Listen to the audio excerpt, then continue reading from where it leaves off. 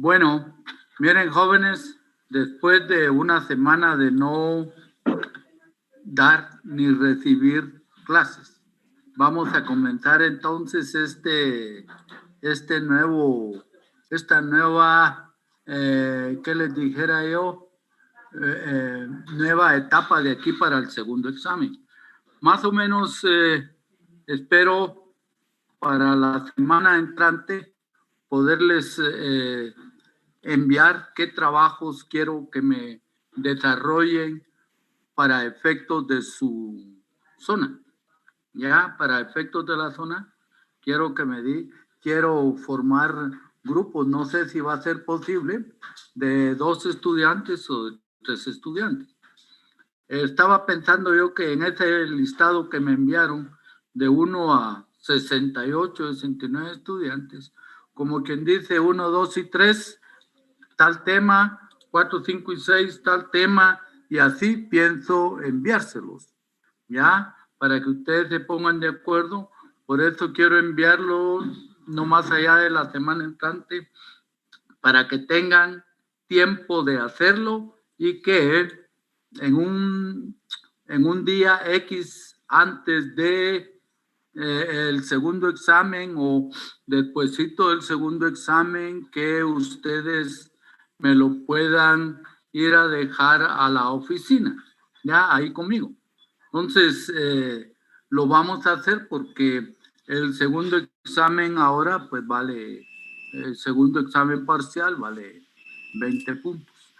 Entonces, pienso que va a ser más de código que de doctrina, porque ahorita lo que hemos venido viendo, pues es doctrina y doctrina. Vamos a tratar de explicar las obligaciones que son posibles y las obligaciones imposibles. Y entonces, en esta clasificación, ¿cómo es posible que hablemos de obligaciones imposibles? Surge siempre esa duda, esa contradicción por el hecho de que toda obligación debe de ser posible y debe de cumplirse. Si no es posible una obligación, no es obligación, ¿ya? No es obligación. No podemos entonces tratar de confundirnos con que si es posible o imposible. Obligación posible es toda aquella que llena los requisitos de ley y que materialmente llena los requisitos de ley y materialmente ya es posible exigir la conducta del deudor. Entonces, esa obligación de posible o imposible tiene esa partecita de llamarle dentro de la doctrina obligaciones imposibles. Imagínense ustedes, si hablamos de una obligación, hablamos de cumplimiento, hablamos de una conducta de pagar, hablamos de extinguir una obligación. Pero si nosotros decimos una obligación imposible, ¿cómo será que podemos tratar de cumplirla o de no cumplirla? Pero la doctrina lo toma en cuenta. Entonces, si yo les dijera a ustedes que vamos a hacer un contrato, ahí se recuerdan, por favor, del pacto sunt servanda, por favor, se recuerdan de eso. Venía esa pregunta en el examen. El pacto sunt servanda significa que lo pactado es ley entre las partes, ya, pero todo lo que es materialmente posible, legalmente posible y objetivamente es posible. No cosas que fueran imposibles. Por ejemplo, si yo les digo a ustedes que hay un señor un poco raro, yo a ustedes les conté una vez que se me ocurrió vender la luna. Y les dije, el día que alguien quiera conocer la escritura donde vendí la luna, pues que llegara conmigo a la oficina y yo le voy a dar copia de la venta de la luna. Ahora, materialmente no es posible cumplirlo. Legalmente el objeto no es tan real, no es tan lícito, ¿ya? Entonces, ahí nos costaría cumplir un poco la prestación, que el deudor realmente cumpla la prestación. Entonces, vender la luna, vender una nube, es decir, es difícil. Nosotros no podemos exigir el cumplimiento, pero sí hay situaciones que están previstas y que pueden darse en el futuro, donde se convierta una cosa posible en imposible. ¿Ya?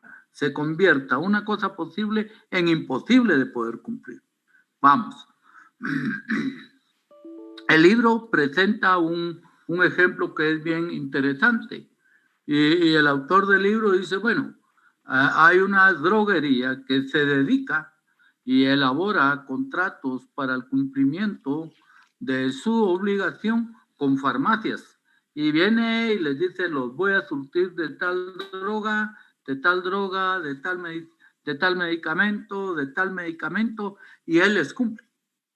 Pero de repente se determina que determinada droga que está siendo objeto de comercialización entre la droguería y la farmacia, de repente viene el gobierno y dice, no, olvídese eso, ya no funciona, eso no es así, eso ahora atenta contra la salud, eso va a matar mucha gente, no es posible, por favor, queda prohibido.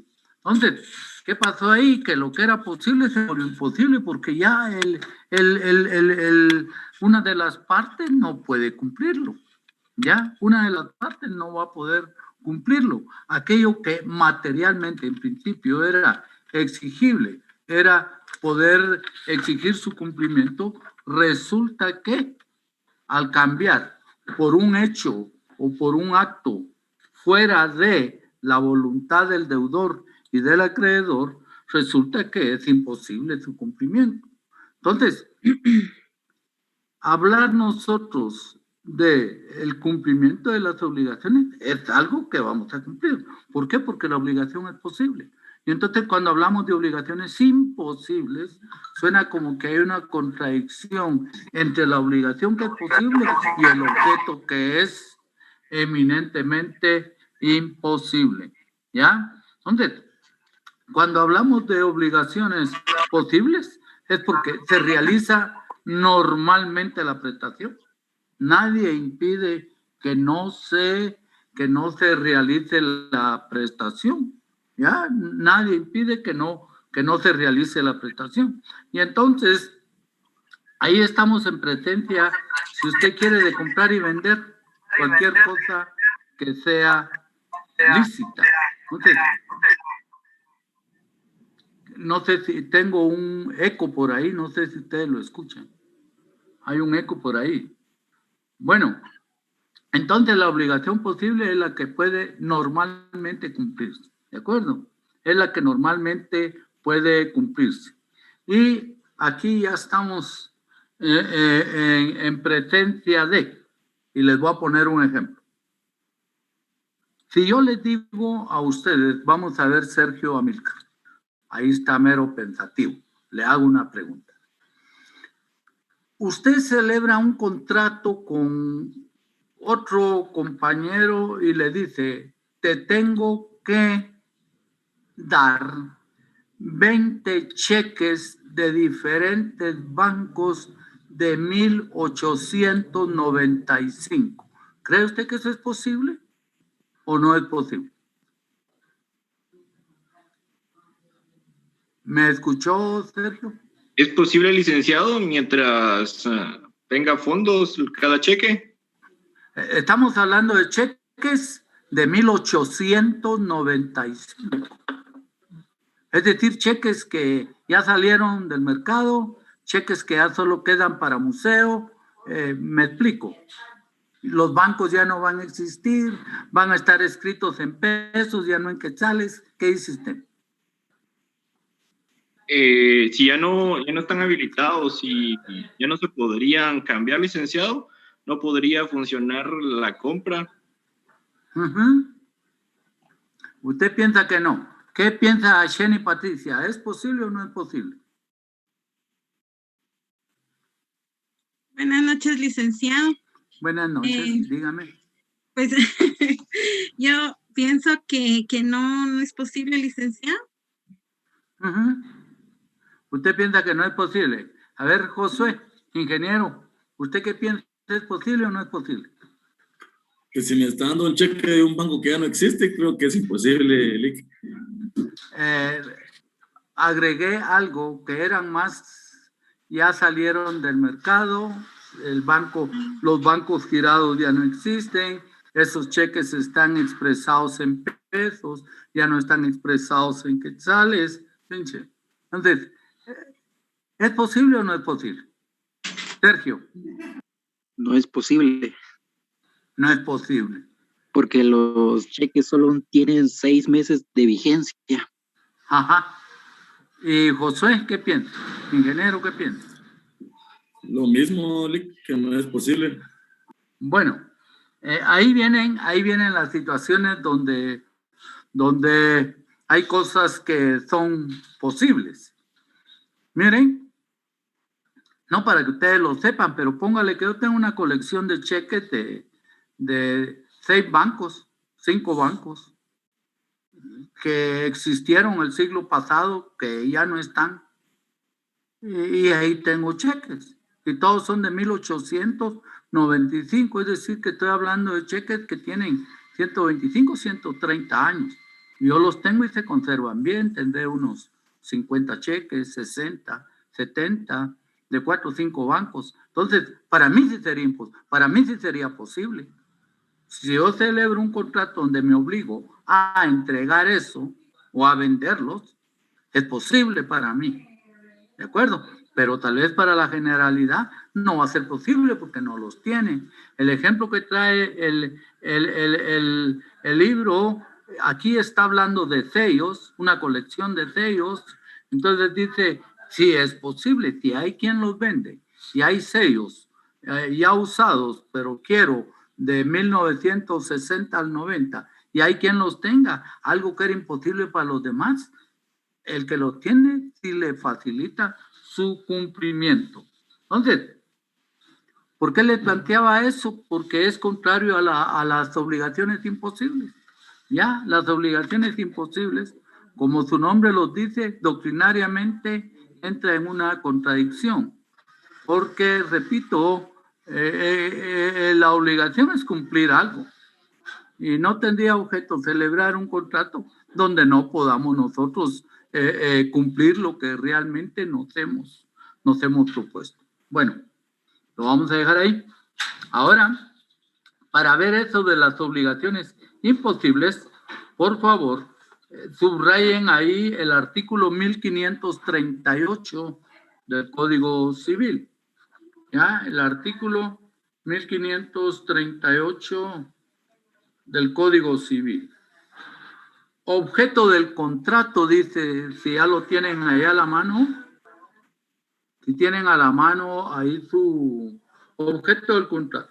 Solo las cosas que existen, subrayenlo, solo las cosas que existen pueden ser objeto de los contratos. Es decir, de las cosas materiales, lo que usted puede cumplir, lo que usted puede dar, lo que usted puede recibir, esa prestación que usted puede realmente realizar legal y moral y físicamente.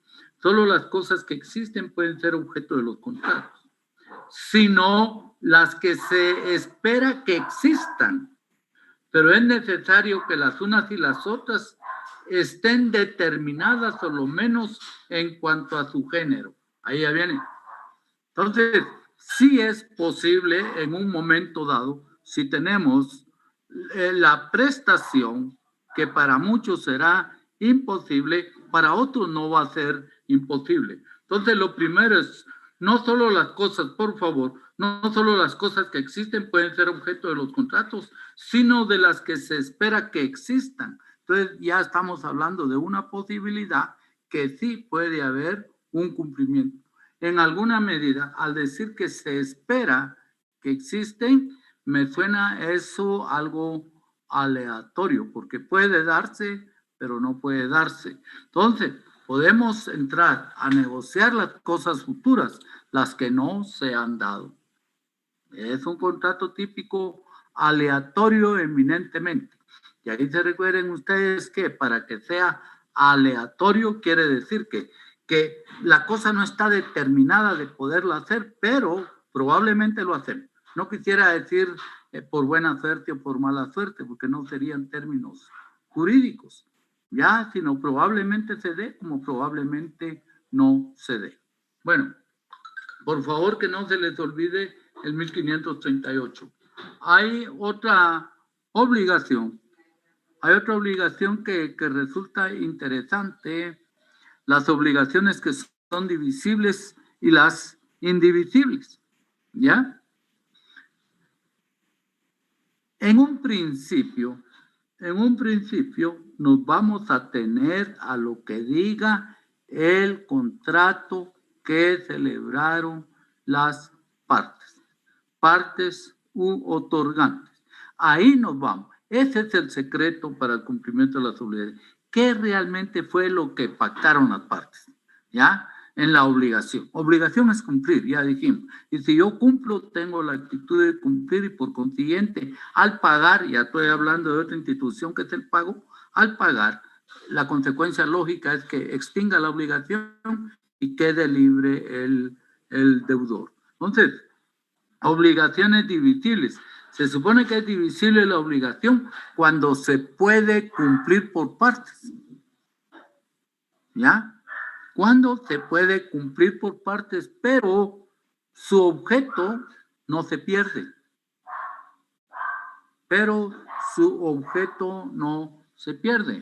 Entonces, obligación divisible, ¿ya? Obligación divisible, si no mencionamos la especie, el azúcar, el café, la leche, el té, si yo le digo a Maroli Arenales, mire, yo le voy a comprar a usted, por decir algo, 2 quintales de naranja. Y naranja es naranja, sí, pero ya queda de ella decir, pero mire, ¿será que le puedo llevar naranja a Washington?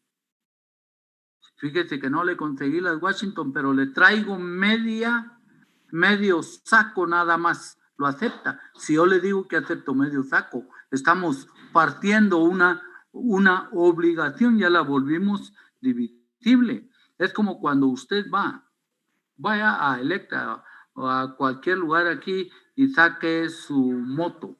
Le va a costar 10,000, 15,000 quetzales. Le dice el de la agencia, mire, esta es una promoción que tiene un 30% de rebaja si la paga al contado. Y viene un Sergio y dice, yo pago al contado. Si de 10,000 me la están dejando en 6 y ya tengo aquí el dinero, yo pago al contado. La obligación no se dividió. ¿Ya? La obligación de pago no se dividió. Ahora, ¿qué pasó con la prestación? Tampoco se dividió. La moto no se dividió. El hecho que le haya dicho, bueno, mire, doy los 6, pero por favor me entrega la moto entera. No se la podemos entregar entera, sino usted la va a tener que ir armando poco a poco. Allá, don Sergio sí lo acepta. ¿De acuerdo? Allá él sí lo quiere aceptar. Pero el pago que estaba haciendo don Sergio en efectivo, en un solo pago, hizo que esa obligación fuera no divisible, en otras palabras, que fuera indivisible, ya, un solo pago y extingue la obligación. Pero ¿qué sucede, digamos, con Ronnie? Ronnie Armando viene, saca una moto y dice, no, hombre, yo lo quiero por paguitos, perdone, ahí en el hospital pues cuesta que nos paguen un poquito, y hay veces no solo atrasados, sino nos cobran otras cosas. No vino el bono de Semana Santa, el bono del pescado, el bono de no sé qué, y entonces yo lo quiero por abonos. Aquella obligación que don Sergio cumplió pagando al contado es la misma que Ronnie lo hizo, solo que pagando por parte. ¿Qué pasó entonces? Ya que Ronnie dividió la obligación. ¿Y quién se lo aceptó? El acreedor. El acreedor le aceptó. Ya, el acreedor le aceptó. Él le dio luz verde y le dijo, no se preocupe, don Ronnie. Usted aquí con nosotros tiene buen crédito, ya no les dije buena fama, buen crédito, tiene buen crédito personal y no se preocupe, no se le ofrece otra cosita, no quiere cambiar de una vez la refri y la estufa, es decir, depende. Ahora, la forma de pago es la que hace que el pago sea divisible o indivisible y que la prestación también lo permita, ¿ya? Y que también la prestación lo permita. 100 litros de leche. Mire, me comprometo a darle 100 litros de leche. Sí, pero ahorita solo tengo 50, deme los 50. Ya dividimos la prestación. Así como podemos dividir el pago, podemos dividir también la prestación. Ahora, viene otro asunto. No se puede en todo partir la prestación, lo que hay que dar. Vamos a suponer, vamos a vender una estatua, ¿ya? Perdone, una estatua grande, chiquita, de mármol o de lo que sea, por pedacitos no funciona. Esa no la podemos dividir. Aquí la situación es diferente. No la podemos dividir. Un cuadro que usted tenga, un dibujo bonito que usted tenga, no lo puede comprar por partes. Un pedacito del dibujo, otro pedacito, y después lo pegamos. No. ¿Por qué? Porque ese estaría destruyendo el objeto de la negociación. Bueno, entonces, queremos nosotros, volvemos a tomar el ejemplo del inmueble, comprar la casa. ¿Cuánto quiere por su casa? 100,000. Aquí está. La entrega tiene que ser en el mismo acto. Aquí están las llaves. Tome posesión. No estamos esperando. Entonces, se obligó a entregar. Sí, pero el otro se obligó a pagar. Aquí están los 100,000. Tenga, no le estoy quedando a deber nada. Entonces, la obligación, así de fácil y sencilla, ahí mismo se estaba consumando. No la estábamos partiendo.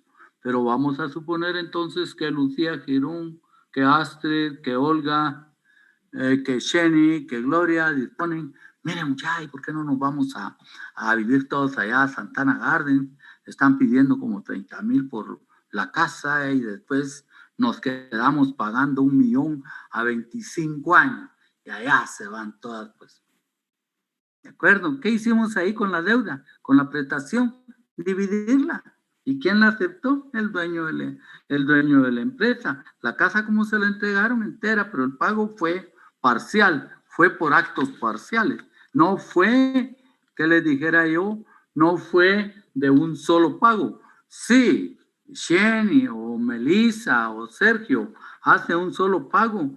Si tiene algún santo de su predilección, hay que rezarle bastante, lo van a investigar. ¿Me explico? ¿De dónde salió ese dinero? Entonces es bien difícil. Por favor, entonces, veamos el artículo 1373, si son tan amables. Por favor, el 1373.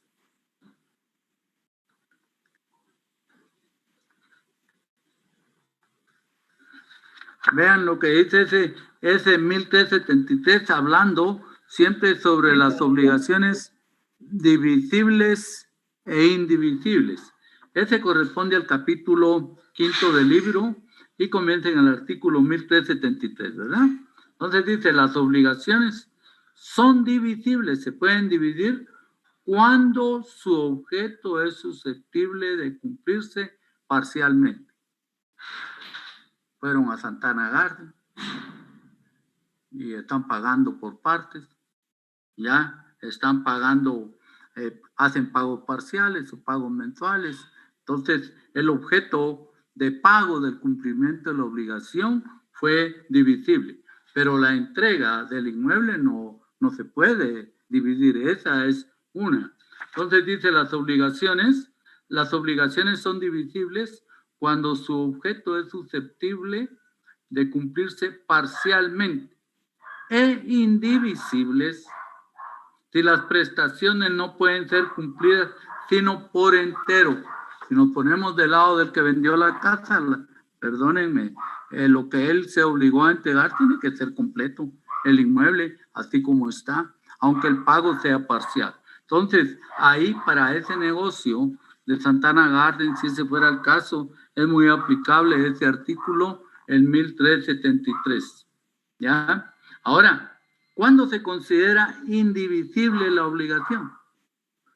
¿Cuándo se considera indivisible? Vean el artículo 1376.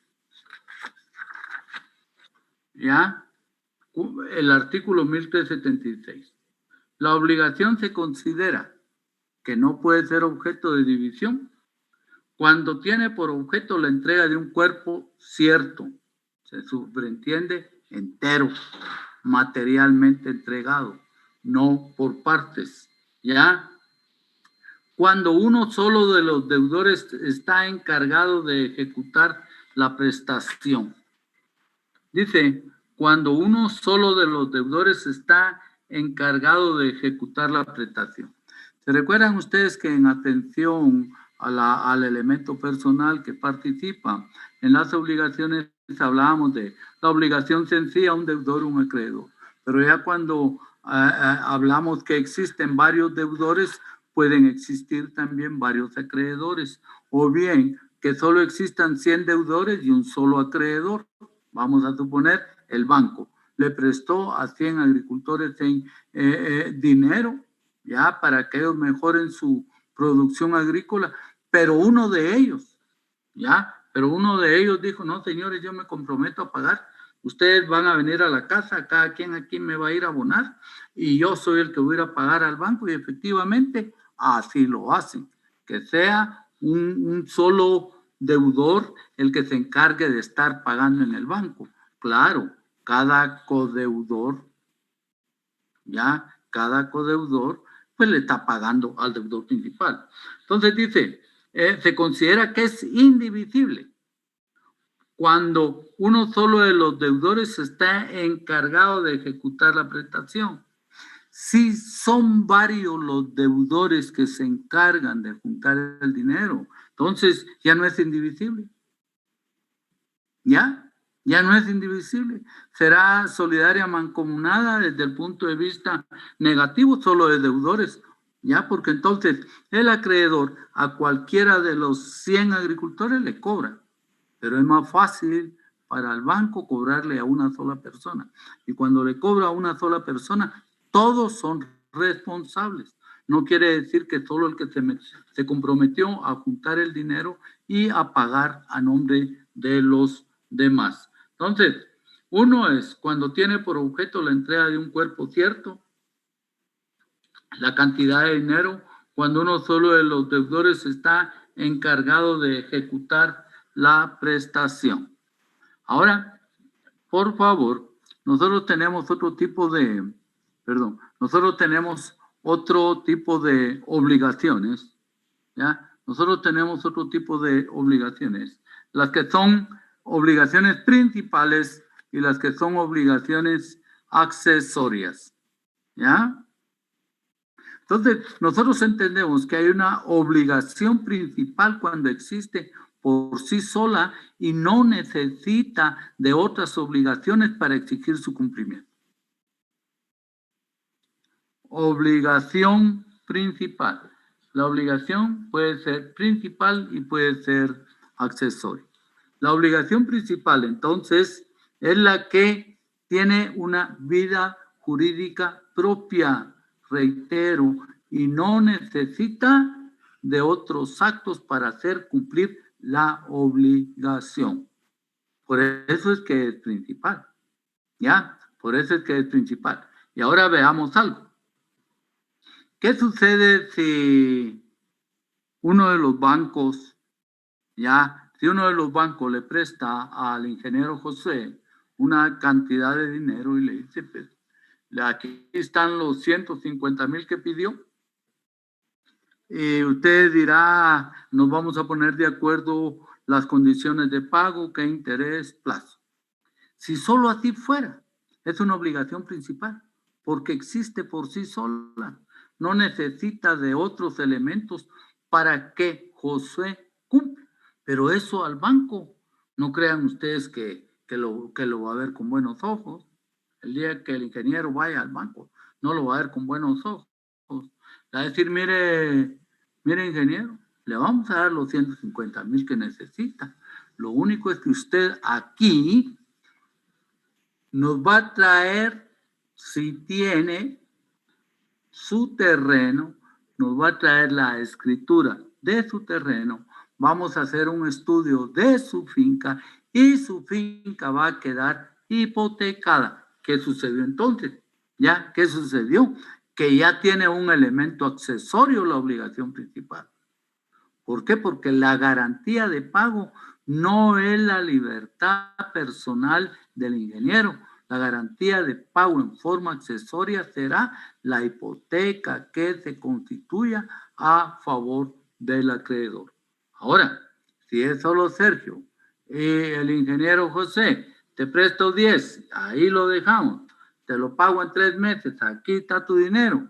No hubo garantía, no hubo fiador, no hubo garantía fiduciaria, no hubo garantía hipotecaria, no hubo garantía prendaria. Ahí se recuerda que son los 3 tipos de garantía.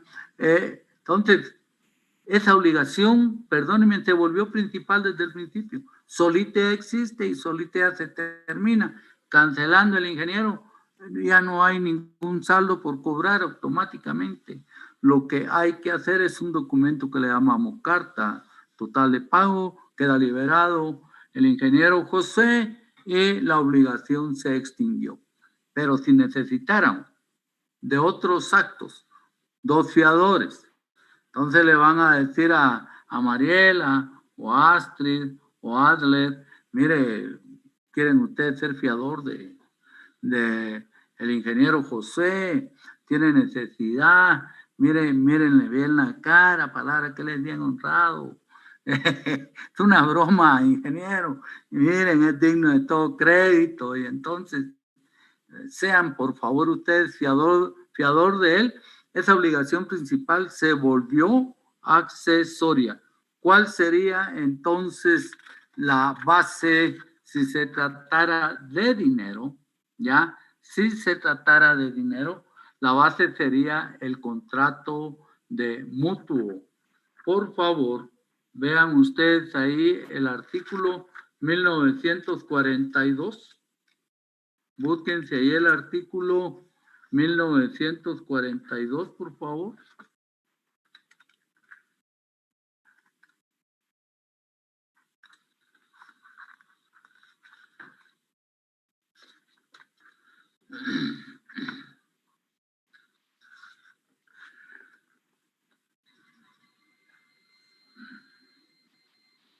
¿1942? Entonces, estamos hablando de la obligación principal y accesoria. Casi siempre tiene su base en el contrato de mutuo. Eso es, todos los contratos los van a estudiar en el segundo semestre. Dice ese artículo en 1942, ¿ya? Por el contrato de mutuo, una persona entrega a otra dinero u otras cosas fungibles, aquellas que podemos reponer. ¿De acuerdo? Entrega dinero o bien otras cosas materiales con el cargo de que se le devuelva igual cantidad de la misma especie y calidad. ¿De acuerdo? Entonces, un contrato de mutuo no solo significa dinero, no solo es prestar dinero, es prestar cosas materiales. Te voy a dar en préstamo, perdónenme, pero todo por escrito, te voy a dar en préstamo, qué sé yo, tantas cajas de aceite de tal marca, tantos quintales de azúcar de tal marca, sal de tal marca, y por favor, en esa forma en que yo te lo di, en esa forma quiero que me lo pagues. ¿Y cómo le va a pagar? No le va a pagar con dinero, le va a pagar cosa por cosa. ¿De acuerdo? Le va a pagar cosa por cosa. Pactaron que el préstamo era aceite, azúcar y sal, tendrá que pagar con aceite, azúcar y sal. Aparte de si pactó solo dinero, pues solo dinero le irá a tener que devolver ¿a quién? Al acreedor. Entonces, cuando nosotros hablamos de celebrar negocios, también estamos hablando de que todo se da y todo tiene un tiempo y un espacio. Todo tiene un tiempo y un espacio. Nada se hace fuera de esos conceptos. Todo tiene un tiempo y un espacio. Aquí ya viene entonces el asunto. ¿Ya? ¿Cómo se dan las obligaciones en relación al tiempo? En relación al tiempo. Y aquí ya vienen cosas que son bien interesantes. Tiempo. ¿Me vas a cumplir a corto, a mediano o a largo plazo? ¿Cómo me vas a cumplir la obligación? ¿A corto, mediano o largo plazo? Pacta sunt servanda. Hicieron un contrato, pero el notario ese día no le dieron desayuno y entonces cuando llegaron a hacer el contrato, ¿para qué les autorizaba el contrato? No fijó fecha. No hay obligación que no tenga una fecha de pago. Todas las obligaciones necesitan una fecha de pago. Pero resulta que el notario, por alguna razón especial, no consignó la fecha en que se va a cumplir la obligación. ¿Quién lo tiene que determinar? Lo tiene que determinar el juez. ¿De acuerdo? El juez, cuando no se fija fecha de pago, un plazo, el plazo señala día y hora en que hemos de cancelar una prestación y lo vamos a ver más adelante. Entonces, ¿quién lo tendría que fijar? Un juez. Entonces, ¿cómo pagamos nosotros? ¿Ya? ¿Cómo es que vamos a pagar en el tiempo? ¿A mediano, a largo o a corto plazo? Y ya vienen los nombres. Fíjese que le voy a pagar a mediano plazo. Vamos a suponer que es a un año, ¿ya? O le voy a pagar en forma mensual, vaya, cada 30 de cada mes, o le voy a pagar el 30 de junio, un solo pago. Entonces, aquí ya tenemos los dos conceptos que por favor que se les quede. Tracto único, tracto único. Cuando Sergio Amílcar fue a sacar la moto y la pagó al contado, en el tiempo eso se llama, es una obligación de tracto único. Nació y ahí mismo en ese momento, al pagar se extinguió la obligación y Sergio ya no tuvo ninguna obligación pendiente. Se llama de tracto único, ¿ya? El cumplimiento lo hizo una sola vez. Mira, voy a pasarme en arrendamiento de vivir a su casa. Lo único es que a los 5 meses usted lo acepta, señor propietario, o yo en 5 meses, en un solo pago le voy a pagar el plazo fijado. De tracto único. Pero resulta que don Sergio dijo, no, hombre, yo no puedo pagarle así, le voy a pagar en forma mensual. Entonces ya estamos, por si están apuntando ahí, ya estamos de tracto sucesivo. Si es un solo pago se le llama tracto, se le llama tracto único, pero si es en pagos parciales se le va a denominar de tracto sucesivo. Paga el interés mensualmente, paga la moto, paga el carro con abonos mensuales, es de tracto sucesivo. Sucesivamente viene haciendo un pago parcial. El tiempo ya se me va a terminar, por favor. Cúbrense. Tomen cabeza.